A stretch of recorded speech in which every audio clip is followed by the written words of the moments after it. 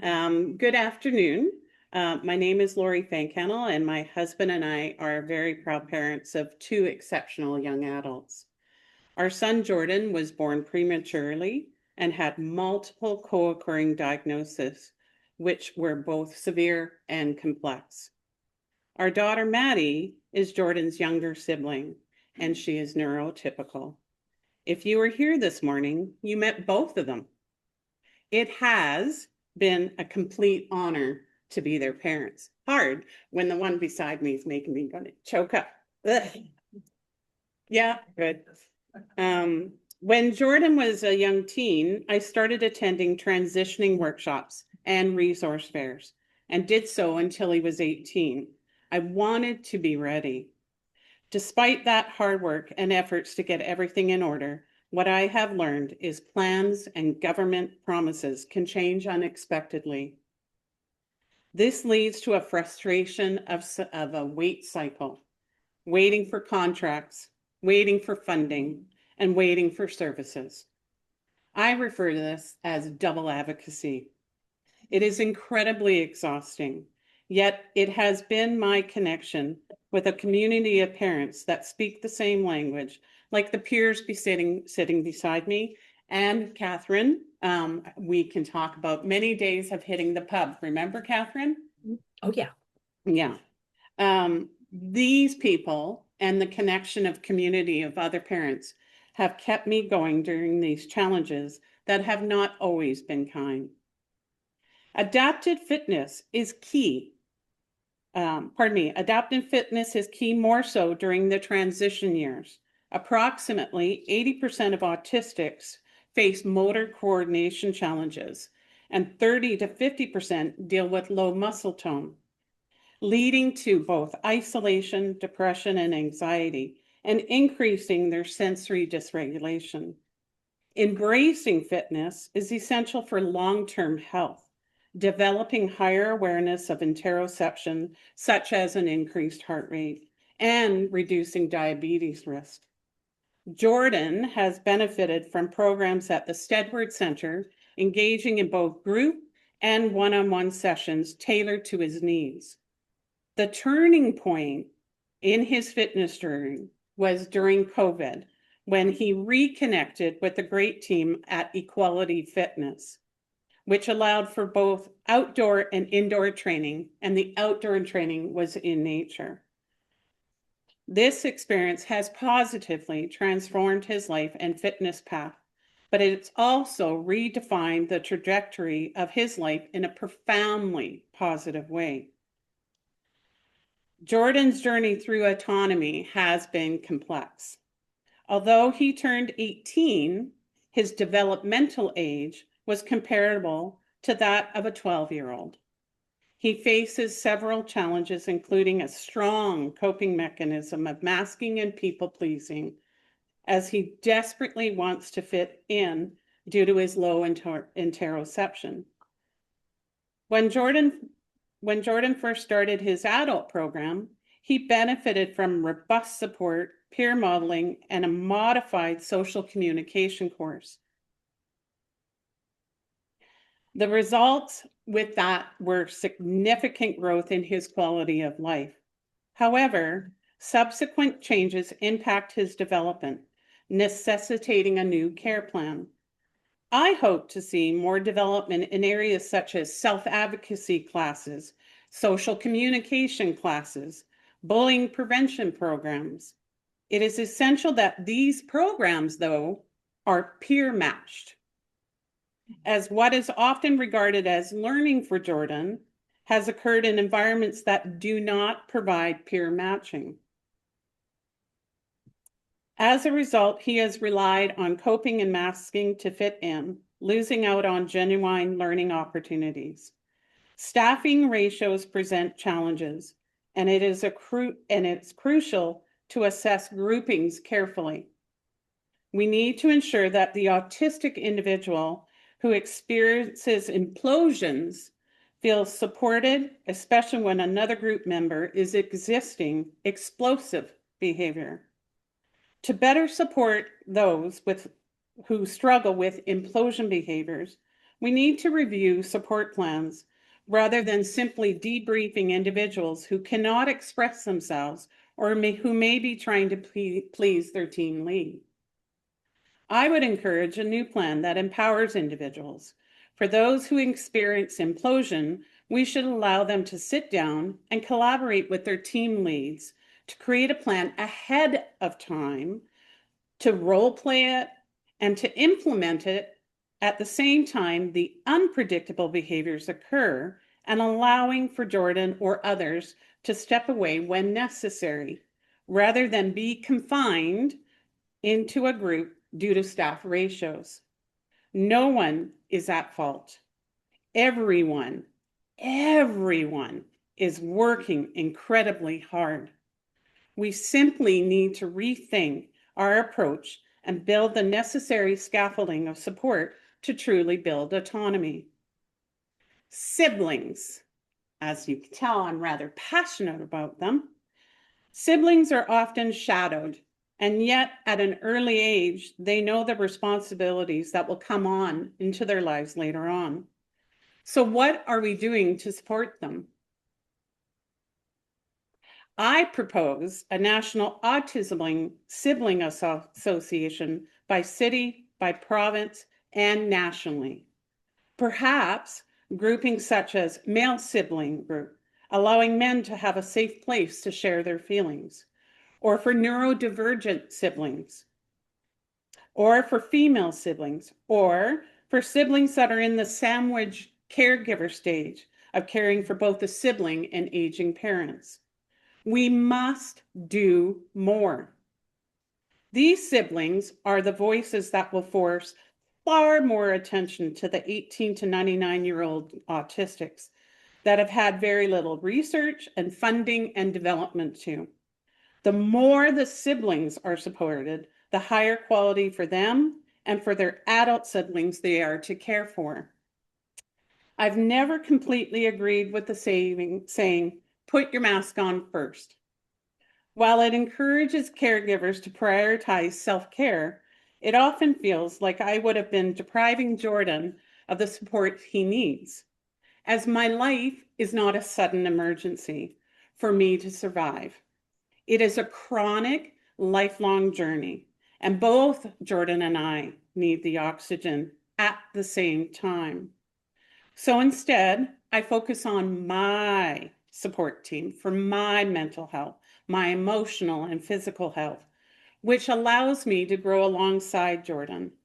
If I am to wish and do the best to give Madison the gift of being so much older in life before I pass the baton on to her, my quality of life is just as important. We all transition, not just our young adults. So I encourage moms to take one small step towards themselves. Thank you. Hello, thank you for this opportunity to speak to you today. We need all of you, whatever your role is, whether you're a mom or a professor or caregivers, family members, on our amazing autism journey to help us change attitudes and perceptions for what is possible. My guy, Tom, and I are the parents to 3 young men. Mark, or the guy in the middle, has changed our lives and those who know us in the most fundamental way with his autism diagnosis. We are better people because of Mark and forever changed. We are more patient, more compassionate, more caring, more observant, more respectful of differences, more aware of power of our voices, more of just about everything because we share Mark's world and his interpretation of it. Our autism family is amazing. Knowledge is power. Seminars and meetings are great for creating community and for empowering us to be the best advocates for our kids and for those who can't advocate for themselves. Gain your courage, find your voice. When I think of 4-year-old Mark, nonverbal, and look at 30-year-old, somewhat verbal Mark now, no one could have told me what was possible. He calls me spontaneously on his cell phone. He is my personal assistant. Responding to texts while I drive. He can find something to eat in the kitchen. He can manage his self-care. He can learn. He does so many things, and he makes us laugh. He can tell jokes. I gathered a lot of nuggets along the way on our journey that have impacted my parenting and have kept me motivated. This journey is hard, it's long, it is rewarding, and it's our family's version. Some of the things that we've learned that have continued to influence me and my decision making and kind of the prod, I guess, in my side to keep doing the good work. Behavior has meaning. We just need to figure out their language, listen more with our eyes and our minds to figure out what they can't communicate verbally, identify the triggers, find the clues for strategies going forward. They are smart. They know what we need to hear. They will keep telling us until we hear them. I'm not broken, do not fix me. Those two lines were very impactful for me. I am not broken, do not fix me.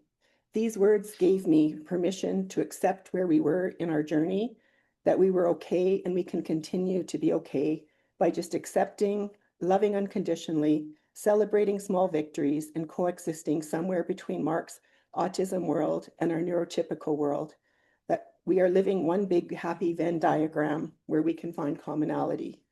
It was releasing for me, and I started breathing again. I could see our path finally. Consistency. As time-consuming and repetitive as that sounds, it is. Our kiddos do not have to do all the hard work to teach us. Just a second, sorry. Our kiddos did not do all that hard work to teach us through their behavior for us to get all lackadaisical on them. When life is going smoothly, I know at our house, we tend to get a little complacent, and it's easy to do that because it just feels so normal. Mark is quick to remind us when we are too complacent, and we have to pull our socks up and do a better job.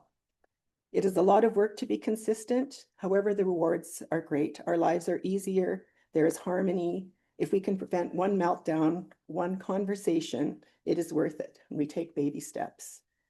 Break down tasks and build it up. 5 minutes at the park is better than no minutes at the park. That's a success. We never left our house without a plan A, a plan B, and an exit plan. More than one vehicle, just armed and dangerous we were. Everyone had to be on board for it to work. And in our family, we all participated or nobody participated. See possibilities, not barriers. No one can say what anybody's limitations or abilities are or will be. At 30, Mark continues to wow us. He still does things that we never expected. If you can do A, B, and C, isn't it logical that D and E should be attainable? Mark had a teacher upset with us because he was doing long division while his classmates were doing multiplication. So what? Good for him, right? Because of barriers, Mark and I ended up at the pool. He loved water, and we had a lot of time to fill, so we swam. As a result, he can swim as many lengths as I can bribe him for. He plays classical guitar because the foods teacher didn't think her class was appropriate for his needs, and the music teacher was engaging and happy to have Mark in his class. I would like the food teacher to know that Mark makes the most consistently perfect oatmeal chocolate chip cookies from start to finish, despite what she thought his role in the kitchen should be.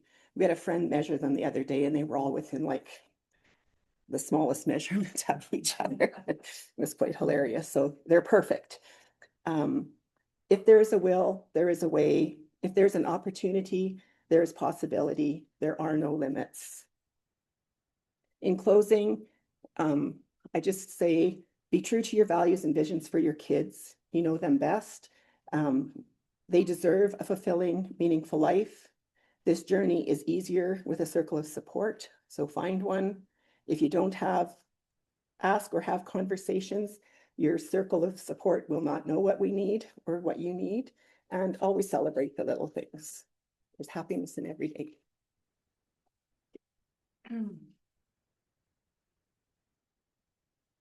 Thanks for having me today, and I'm going to share several vignettes that sort of represent our journey with our son, whose name is Sean.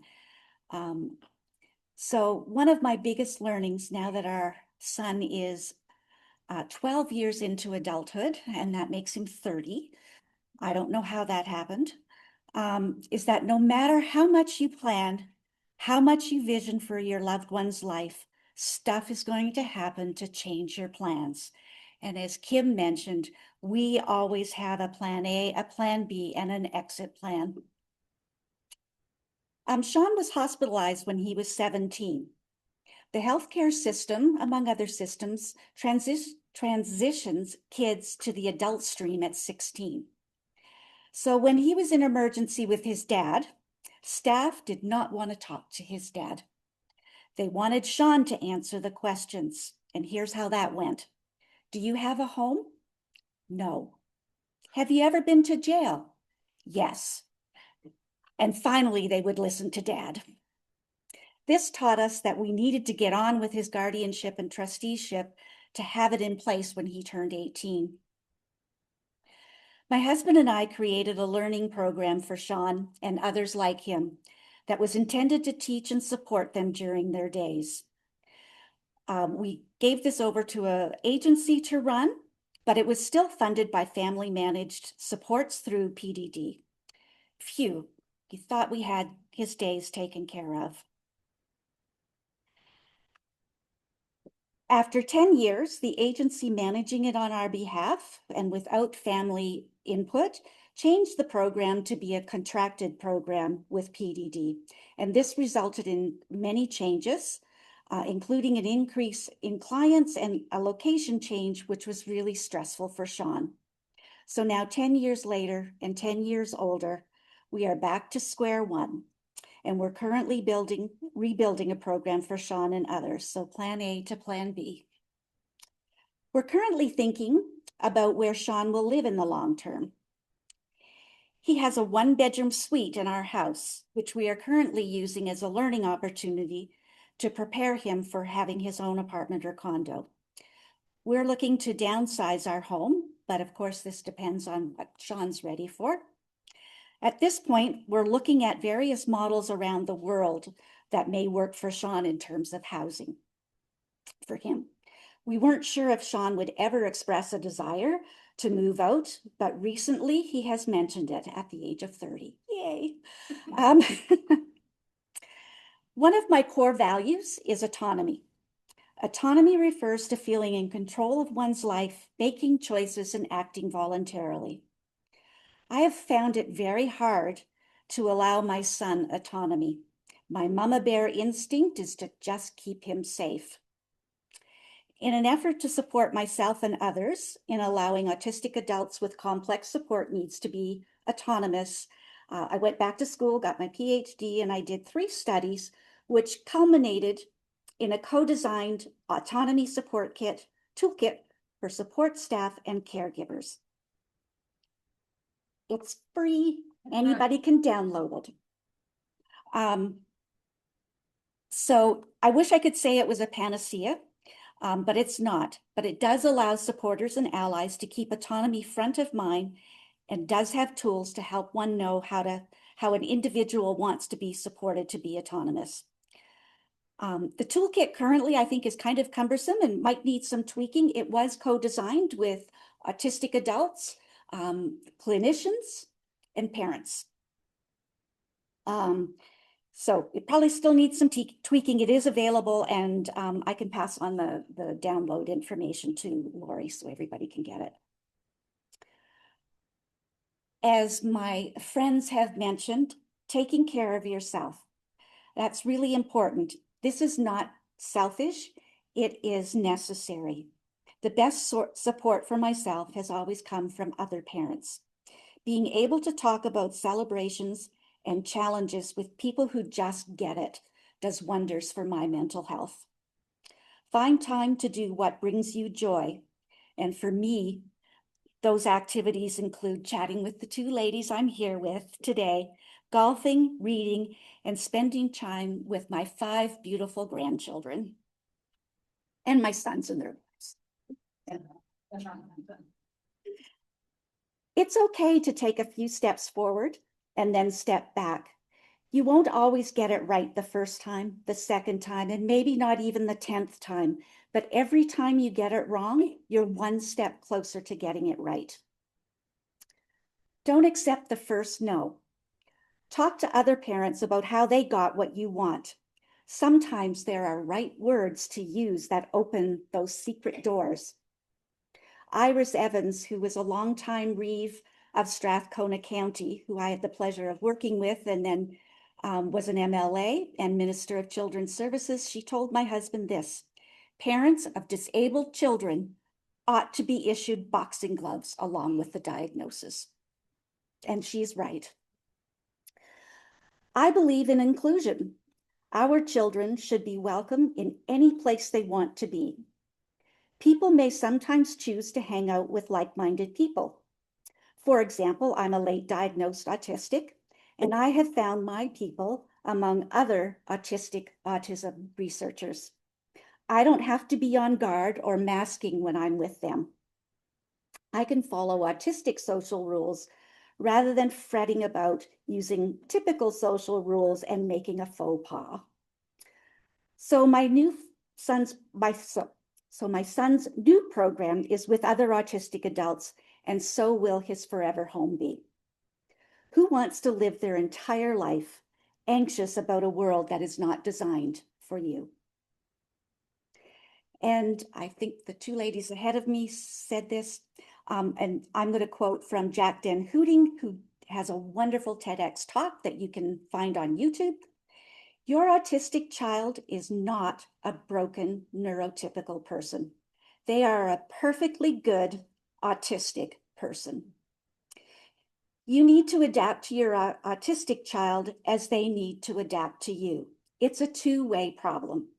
In fact, since you likely have fewer challenges functioning in this world, perhaps you should do more adapting than your child. Thank you. I'd just like to say I'm in awe of my co-panelists. They have a very, very significant set of experiences and wisdom to share. I would like to share with you a journey that our family has been on that speaks to the whole issue of supporting our adult son transition into a quality of life that we want for him. We want absolutely the best for him. A little bit about our family. I'm old. I'm going to be 70 in October. I was a geriatric parent, and our son now will be 32 on his next birthday. My husband is spinal cord injured and needs a considerable amount of support and is unfortunately progressing or deteriorating, specifically with his mobility and his physical ability. And my youngest son is a graduate of the Autism Research Center. He attained his master's degree in pediatrics, focusing on early diagnosis, early identification of individuals with ASD. And my oldest son, the 32-year-old Colin, has PDA, pathological demand avoidance. That's the way his autism manifests itself. And he's got a shopping list of other considerations. He's also an extremely bright and wonderful young man. And he was identified as he was a later diagnosis of autism. His first diagnosis was with learning disabilities, and it was that way that we entered the field and the room where all of you are, whether it's physically in person at the Royal Alex or the Zoom room. And it was a struggle. He asked questions that were extremely sophisticated at 6 years of old age, but couldn't read as a result of his dyslexia. And things went on and on and on. And we struggled with getting support. And that was a constant theme. And I'm sure it was a theme that many of you in our collective rooms here have experienced. He got a diploma or degree, a high school diploma. And then we were faced with a situation where he did qualify for the then AISH program, But because of his IQ, even though he met program criteria, he did not qualify for PDD. So we found ourselves in a situation where we were trying to acquire everything or fund everything out of our own bank account. That became actually an unsustainable activity. And we looked at, well, what do we do now? We're older. We need to care for and support our son to be the best person he can be, but past our passing. And so when you're looking at your own mortality and you're thinking, how do I take care? How do we support our son in the best possible way? You start engaging in options or looking at options that are way outside the box. And the lack of ability to get any kind of programming support meant that we were really hemorrhaging money. I was running a small business, and the Center for Literacy, where I was in that position of ownership and operation for over a decade, had a history of being an advocate. And despite constant efforts, we weren't getting anywhere with getting any sort of meaningful support for our son. We looked across the country, and a very close friend of mine who knew our situation well said, Kathryn, you have to leave. If you don't, you will be paupered. And that kind of hit us in the chest, that particular piece of blunt advice. And we started sort of saying, do we stay in Alberta? And we came to the conclusion, looking at the political situation, where we felt that the benefits and supports that were being provided were going to erode, even in a greater fashion. So in the middle of the pandemic, we slowly started formulating the plan that we needed to make a move. And we looked across the country. We were very systematic about what were the options, but we needed to consider the whole context of our entire family. So it wasn't just our son Colin's needs, it was my husband's needs as an individual with significantly reduced mobility. It was the needs of our younger son, who is his alternate guardian and trustee. And it was my needs as an individual as well. And we ultimately, after quite a considerable amount of research as to what would be the best option, we landed on Nova Scotia, both for sort of those policy reasons as well as some personal reasons. My great-grandmother actually perished as a result of the Halifax explosion. So to a certain extent, we're kind of coming home, at least on my side of the family. That decision was a really hard one. I had lived in Edmonton for decades and decades, had a well-established business, had a network. We had a lovely home that we had renovated. And we made the decision to list it in 2022, to sell it in 2022. We listed it in 2023. And with support of family, as we were in between houses, landed in Halifax in May 2023. Within 6 weeks of applying for a program called DSP, Disability Services Program, we had a meeting with the caseworker, the intake worker, and we had funding almost immediately. We didn't qualify. We qualified for AISH in Alberta. We qualified for respite funding, pharmacare, a housing allowance, and a support system that unfortunately was not available to us in Alberta. Was it difficult to make a move across 3 time zones? Absolutely. It was tremendously difficult. It was also expensive because you move a household, you move a lot of things, you move a lot of people, and you encounter a lot of expenses. Was it the right decision for us? Yes, without a doubt, it was certainly the decision that I think we needed to do as a family. It may not be something for everyone, but for us, we wanted to secure the best possible future for our son. So that entailed moving to the East Coast. Since we've been here, things like specialized supports for ARFID, which is something that impacts our son, is we've been able to secure that. We've been able to secure psychological support. We have a very good psychiatrist. But most importantly, what happens when we talk to our son, we say, how do you feel about this?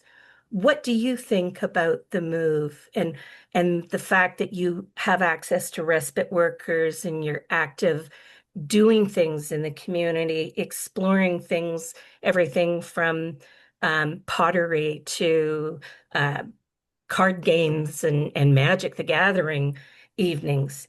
And he says, Mom, I am so much happier here than I was in Edmonton. He misses Amanda at Equality Fitness and Recreation, so a shout out to her. But we are happier as a family. And I think that's ultimately what you need to do. If I was to pass along advice to all of you who are sort of saying, what next? Do what works for you as a family. Think about things that may be outside the box.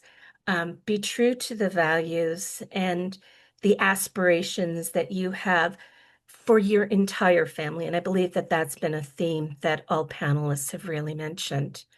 Final closing words, and this is for, I think we need to sometimes check the animosity and the anger because I know it's hard. I think we need to try consciously to be kind to each other and to acknowledge the accomplishments that we see around us. So from parent to parent, that's saying you did a mighty fine job with this and be specific about it. And to the clinicians in the room, I would also say, be mindful of what parents are doing and focus in on how exceptional they are in doing what they do and mention that to them because sometimes that direction of feedback tends not to happen. It may be noticed, but it doesn't happen. I think it's not a nice world out there right now. And I think we can take a lead role on being nice to each other and recognizing our accomplishments. Thank you.